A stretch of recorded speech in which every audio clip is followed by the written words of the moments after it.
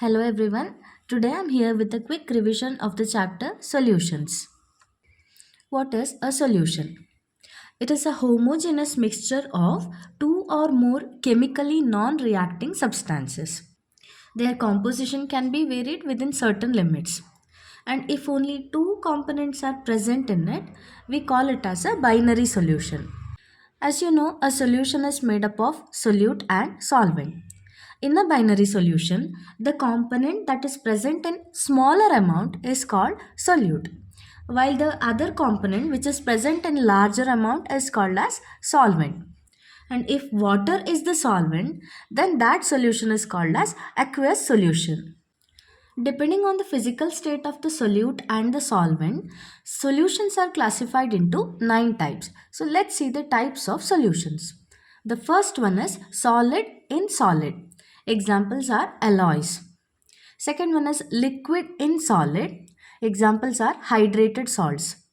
Then gas in solid. Examples are dissolved gases in minerals.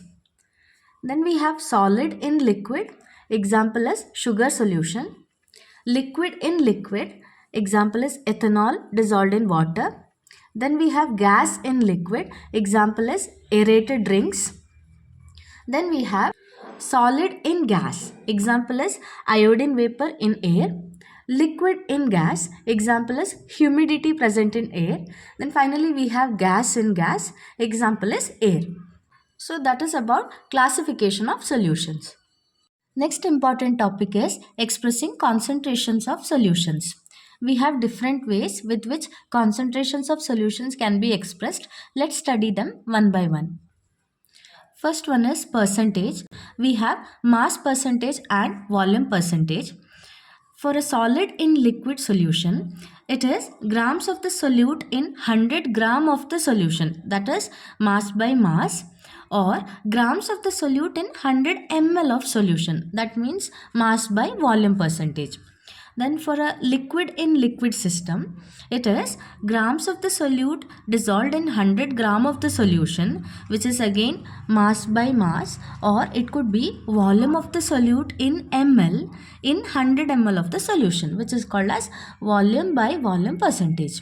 So this is how concentration can be expressed. The second way of expressing concentrations of the solutions is in terms of strength of the solution. It is the grams of the solute dissolved in 1 liter or 1 dm cube of the solution. That is gram per liter or gram per dm cube. The third type is through molarity, represented by capital letter M. So molarity represents number of moles of the solute dissolved in 1 liter of the solution. That is mole per liter. The next way is normality, represented by capital letter N. It is the gram equivalent weight of the solute dissolved in 1 liter of the solution. That is gram equivalent weight per liter. Now gram equivalence is equal to mass in gram divided by equivalent weight of that substance. And equivalent weight of acid or base is equal to their molecular mass divided by basicity or acidity. Next way of expressing concentrations is through molality, represented by small letter m. It represents number of moles of the solute in 1 kg of the solvent, that is mole per kg. Next one is mole fraction. Mole fraction of any component in the solution is equal to moles of that particular component divided by total number of moles of all the components. Consider a binary solution. As we know, it has two components, one solute and one solvent. So number of moles of solute is found to be N2 and number of moles of solvent is found to be N1. So for a solution containing N2 moles of solute in N1 moles of solvent, mole fraction of solute would be equal to what?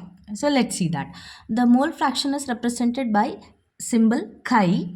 So mole fraction of solute is chi2, that is equal to number of moles of solute N2 divided by total number of moles. So N1 plus N2. And similarly, mole fraction of solvent would be equal to number of moles of solvent divided by total number of moles, that is solute plus solvent. So N1 divided by N1 plus N2.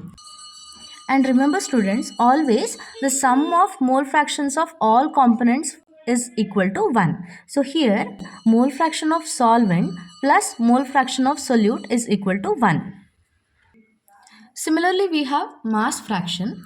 Here we take masses instead of moles.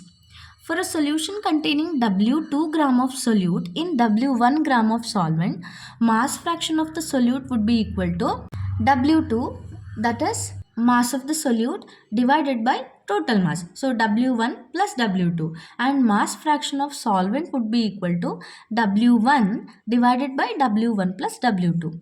I hope it is clear to you. Finally, we have parts per million represented by ppm. It is the mass of the solute present in million parts, that is 10 to the power 6 by mass of the solution, or in simple words, volume of the solute in million parts by volume of the solution. Now the question is, why is molality or mole fraction is preferred over other techniques? The reason is simple. These involve masses of the solute and solvent which do not change with temperature. In all other cases, volume is involved. As we know, volume changes with temperature. Okay students, so let's learn some relationships which are very useful in the chemistry lab while preparing solutions. So in terms of normality, we have the equation N1V1 equal to N2V2. This is called the normality equation. And in terms of molarity, for preparing solutions, for preparing dilute solutions, we have the formula M1V1 is equal to M2V2, which is called molarity equation. These are very useful while preparing the solutions. Now for an exact chemical reaction, M1V1 divided by N1 is equal to M2V2 divided by N2. Here N1 and N2 represent the number of moles of those substances in the balanced chemical equation. Now for an acid with basicity Na reacting with a base with acidity Nb, the formula is NaMaVa is equal to NbMbVb. Remember this formula. Now to calculate normality or molarity of a final solution on mixing two or more solutions, we have another formula.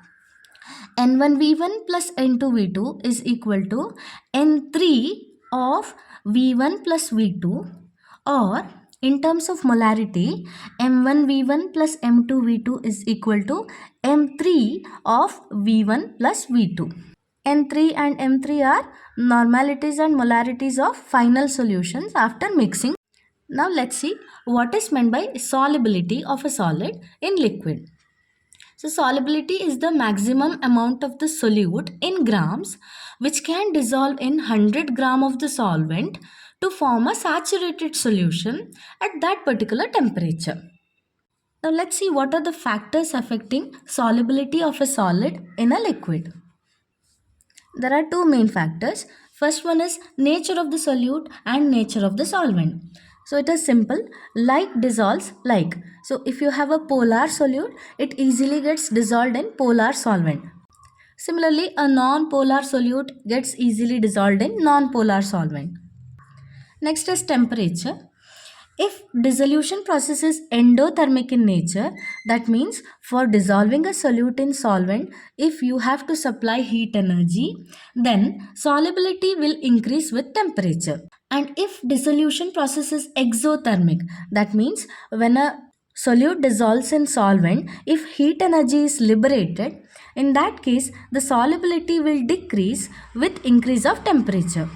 For substances like Na2SO4 10H2O, then CaCl2 6H2O, etc., the temperature at which this trend changes is called transition temperature.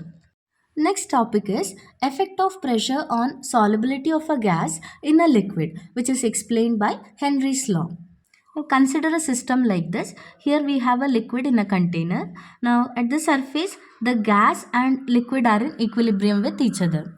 Now the mass of the gas dissolved in given volume of the liquid at constant temperature is directly proportional to the pressure of the gas in equilibrium with the liquid. This is called Henry's law. So mass of the gas dissolved is directly proportional to the pressure of the gas. That is, M is directly proportional to P, or M is equal to Kp, where K is a constant. But if you have a mixture of gases in equilibrium with a liquid, what will happen? So for a mixture of gases in equilibrium with a liquid, the partial pressure of the gas is directly proportional to the mole fraction of the gas in the solution. So some amount of gas will be dissolved in the liquid, right? So partial pressure of the gas is directly proportional to mole fraction of the gas in the solution. So that is, partial pressure of A is directly proportional to chi A, that is mole fraction of A, or PA is equal to KH into chi A, where KH is called as Henry's constant. Now, what is the unit of Henry's constant? As we have the formula, partial pressure of A is equal to Kh into chi A, and this chi A, that is mole fraction, is dimensionless. So, units of Kh would be same as pressure. So, that is, what is the unit of pressure? It could be atmosphere or bar or kilobar. What are the characteristics of Henry's constant? Greater the value of kh, that means if the value of kh is higher, lower would be the solubility of the gas at the same partial pressure, and kh increases with increase of temperature, that means solubility will decrease with increase of temperature. There are some limitations for Henry's law.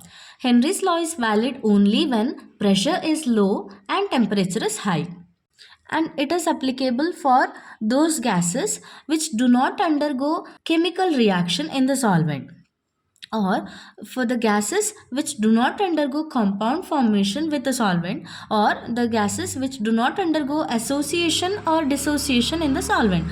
For only such gases, Henry's law is applicable. Here is an important topic for 2 marks. Applications of Henry's law. Henry's law is applicable in the production of carbonated beverages, then in deep sea diving, then in function of lungs, for climbers or people living at high altitudes where concentration of oxygen is low in blood and tissues, causing a disease called anoxia.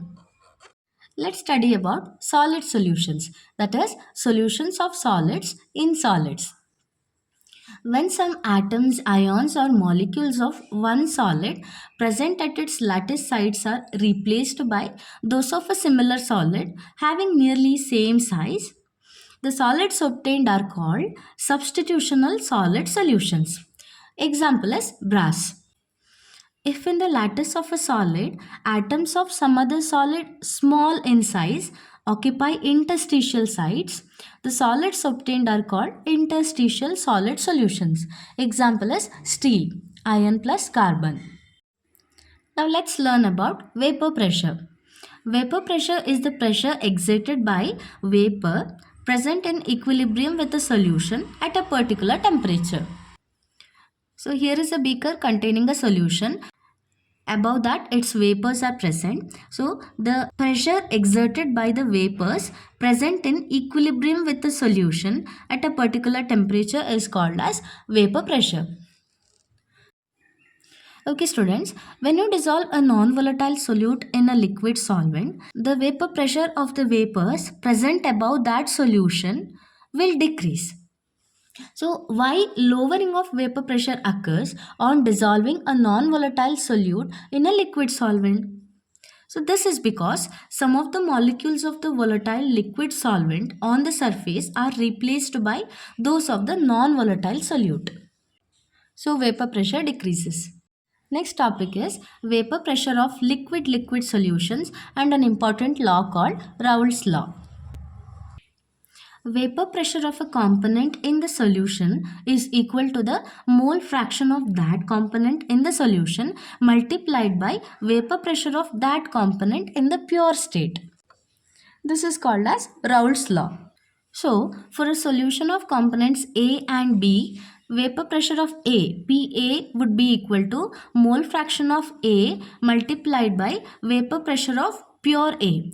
And vapor pressure of B in the solution will be equal to mole fraction of B in the solution multiplied by vapor pressure of B in pure state. So PA is equal to chi A into PA naught and PB is equal to chi B into PB naught. Now the total vapor pressure P is equal to PA plus PB. So that is equal to chi A PA naught plus chi B PB naught.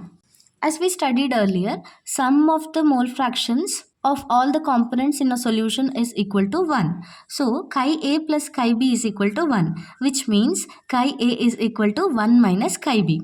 So substituting that here, 1 minus chi B into PA naught plus chi B into PB naught. Simplifying that, PB naught minus PA naught of chi B plus PA naught. The plots of PA versus chi A or PB versus chi B and P total versus chi B or chi A are found to be linear.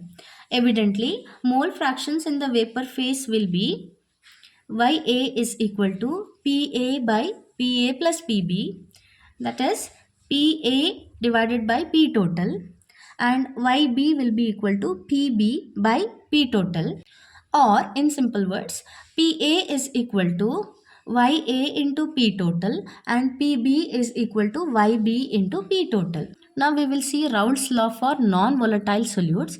So that is vapor pressure of solid in liquid solutions. Remembering that solute is non-volatile, so solute does not contribute to vapor pressure.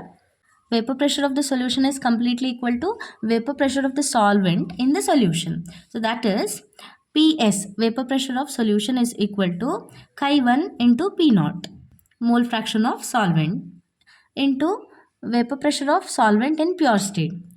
On modifying, it gives P naught minus PS divided by P naught is equal to N2 divided by N1 plus N2, that is equal to chi 2. P naught minus PS is lowering of vapor pressure, and the P naught minus PS by P naught, this term is called relative lowering of vapor pressure. For a non-volatile solute, relative lowering of vapor pressure is equal to mole fraction of the solute in the solution. Next important topic is ideal and non-ideal solutions. I will explain them by taking the differences between them, as this question is very important for your exam. So here we have ideal solutions, here non-ideal solutions. Consider a solution which is obtained by mixing two pure components together. Now, in case of ideal solutions, the interactions between the components in the solution are similar to those in the pure components. Whereas in case of non-ideal solutions, the interactions between the components are different from those of the pure components. Now, in case of ideal solutions, when you mix the components, there is no volume change. That is, delta V, change in volume, is equal to 0. Whereas in case of non-ideal solutions, delta V is not equal to 0. That means upon mixing the components, there is some volume change. Again, here in case of ideal solutions, there is no enthalpy change on mixing the components. Delta H is equal to 0. For non-ideal solutions, the enthalpy change is not equal to 0. That means there is some enthalpy change upon mixing the components. In case of ideal solutions, each component obeys Raoult's law at all temperatures and concentrations. What is Raoult's law? PA is equal to chi A into PA naught and PB is equal to chi B into PB naught. But in non-ideal solutions, they do not obey Raoult's law. They show positive or negative deviations from Raoult's law. For component A, PA is not equal to chi A into PA naught, and for component B, PB is not equal to chi B into PB naught. Finally, ideal solutions do not form azeotropes, but non-ideal solutions form azeotropes. Types of non-ideal solutions. First one is non-ideal solutions showing positive deviation from Raoult's law. Consider a non-ideal solution which is obtained by mixing components A and B. In that solution, the partial pressure of A, partial pressure of B and the total pressure are higher than that expected from Raoult's law.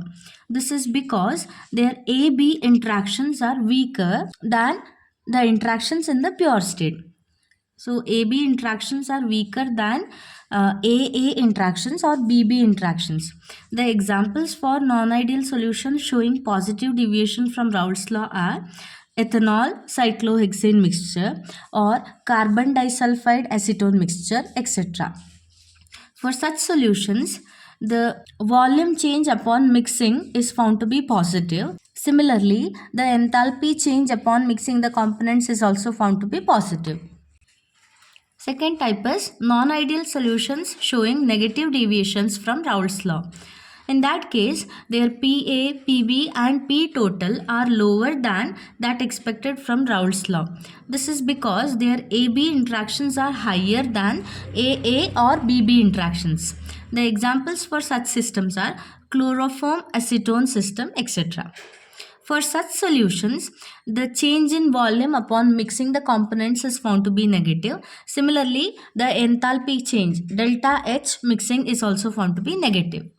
The non-ideal solutions can form azeotropes. So let's see what is meant by azeotropic mixture or azeotrope. For solutions showing positive deviations from Raoult's law, there is a composition for which vapor pressure is maximum and hence boiling point is minimum. Moreover, it forms a constant boiling mixture. Similarly, for solutions showing negative deviations from Raoult's law, there is a constant boiling mixture with maximum boiling point. So, such constant boiling mixtures are called azeotropes. Next topic is colligative properties. These are the properties of ideal solutions which depend only on the number of particles of the solute dissolved in a definite amount of solvent and do not depend upon the nature of the solute. Now, these properties are given here. They are relative lowering of vapor pressure, osmotic pressure, elevation of boiling point, and depression of freezing point. And these properties are generally used for the calculation of molar masses of the solutes. So, let's study them one by one. So, the first property is relative lowering of vapor pressure. As we know by Raoult's law, P0 minus Ps by P0 is equal to mole fraction chi2 and that is equal to N2 by N1 plus N2. As we know, number of moles is equal to weight by molecular weight. So this formula becomes W2 by M2 divided by W1 by M1 plus W2 by M2. Now for a very dilute solution, the concentration of solute is very less when compared to concentration of solvent. So that's why this equation becomes N2 divided by N1. So that is equal to W2 by M2 divided by W1 by M1. Here W2 represents mass of solute, W1 represents mass of the solvent, M1 is molar mass of the solvent, M2 is molar mass of the solute. Ps is vapor pressure of the solution, P0 is the vapor pressure of the pure solvent. For dilute as well as concentrated solutions, P0 minus Ps divided by Ps is equal to W2 by M2 divided by W1 by M1. Before studying the next colligative property, let's see what is meant by osmosis. The net spontaneous flow of the solvent to a solution, or in other words, the net spontaneous flow of the solvent from a less concentrated solution to a more concentrated solution through a semi-permeable membrane is called osmosis. Coming to the colligative property that is related to osmosis, it is osmotic pressure. It is the minimum excess pressure that has to be applied on the solvent to stop the flow of the solvent into the solution through the semi-permeable membrane. It is usually measured by the Berkeley and Hartless method. Now let's see how to calculate molar mass of the solute from osmotic pressure. Osmotic pressure pi is directly proportional to concentration of the solution C. And also osmotic pressure is directly proportional to temperature T. That means pi is directly proportional to C into T or pi is equal to CRT, where R is a proportionality constant. It is called gas constant. Now putting concentration is equal to number of moles of solute dissolved in a given volume, that is C is equal to N by V. Pi is equal to N by V RT or pi V is equal to nRT. Further, we can put number of moles is equal to weight by molecular weight, that is N is equal to W2 by M2. We get M2 is equal to WRT divided by pi V. So that is nothing but molecular weight of the solute. So using osmotic pressure pi, we can calculate molecular weight of the solute. Here we are taking W in grams, V in liters, pi in atmosphere, and the gas constant R is equal to 0.0821 liter atmosphere per Kelvin per mole, and temperature in Kelvin. The molecular weight M2 will be in gram per mole. The next colligative property is elevation of boiling point. As we know, when you dissolve a solute in a solvent, the solution's vapor pressure decreases. So solution has lower vapor pressure and hence higher boiling point than pure solvent. And that increase delta TB is equal to TB minus TB naught is called the elevation of boiling point. The boiling point of the solution minus boiling point of pure solvent. So delta TB is equal to TB minus TB naught, and this is called as elevation of boiling point. Relationship between delta TB and molality. It is found that delta TB is directly proportional to molality, or delta TB is equal to Kb into m, where Kb is the proportionality constant, which is known as molar elevation constant or ebullioscopic constant. When molality is equal to 1, delta TB becomes equal to Kb. Therefore, molar elevation constant is the elevation in boiling point when molality of the solution is 1 mole per kg. So the units of Kb would be Kelvin kg per mole. Let's see how to calculate molar mass of the solute from delta Tb. Consider the equation delta Tb is equal to Kb into m. Here molality m is equal to W2 by M2 into 1 by W1 into 1000. So put that in this equation. We get M2 is equal to 1000 Kb W2 divided by delta Tb into W1. This is how we can calculate molecular weight of the solute using delta Tb. Coming to the final colligative property, depression of freezing point. Freezing point of a solution is less than that of the pure solvent. We know that, right? So the decrease delta TF is equal to TF naught minus TF is called depression of freezing point. See students, just like elevation and boiling point, the delta TF is directly proportional to molality. So that means delta TF is equal to Kf into m, where Kf is the proportionality constant, which is known as molar depression constant or cryoscopic constant. When molality is equal to 1, Kf becomes equal to delta TF, and unit of Kf is found to be Kelvin kg per mole. How to calculate molar mass from delta TF? Similar to delta Tb, we have the equation M2 is equal to 1000 Kf W2 divided by delta Tf into W1. So from this equation we can calculate molar mass. Applications of depression of freezing point. First one, in making antifreeze solutions. For example, adding ethylene glycol to water in car radiator at hill stations. Second one, in melting of ice on roads by adding NaCl or calcium chloride. The melting of ice can be delayed by adding a solute like NaCl or calcium chloride. Next topic is abnormal molecular masses. So there are some substances which may undergo association or dissociation in the solution. For such substances, molecular mass determined from colligative properties is found to be different from the expected value, and these are called abnormal molecular masses. To calculate the extent of association or dissociation, the scientist Van 't Hoff introduced a factor called Van 't Hoff factor, which is represented by letter I. Van 't Hoff factor is defined as the ratio of the experimental value of the colligative property to the calculated value of the colligative property. So that is Van 't Hoff factor I is equal to observed colligative property by calculated colligative property. Further, as the colligative property is inversely proportional to molecular mass of the solute, we can also write it as I is equal to calculated molar mass mc divided by observed molecular mass mo, or in simple words, normal molecular mass divided by abnormal molecular mass. Remember, if the solute undergoes dissociation, I is greater than 1, while for association, I is less than 1. Therefore, whenever association or dissociation takes place in the solution, while knowing the colligative properties, we will have to include the Van 't Hoff factor I also. So, the improved expressions for colligative properties when association or dissociation occurs can be given like this. First one, the relative lowering of vapor pressure, that is P naught minus P by P naught is equal to I chi 2. Elevation in boiling point delta Tb is equal to I kbm. Depression in freezing point delta Tf is equal to I kfm.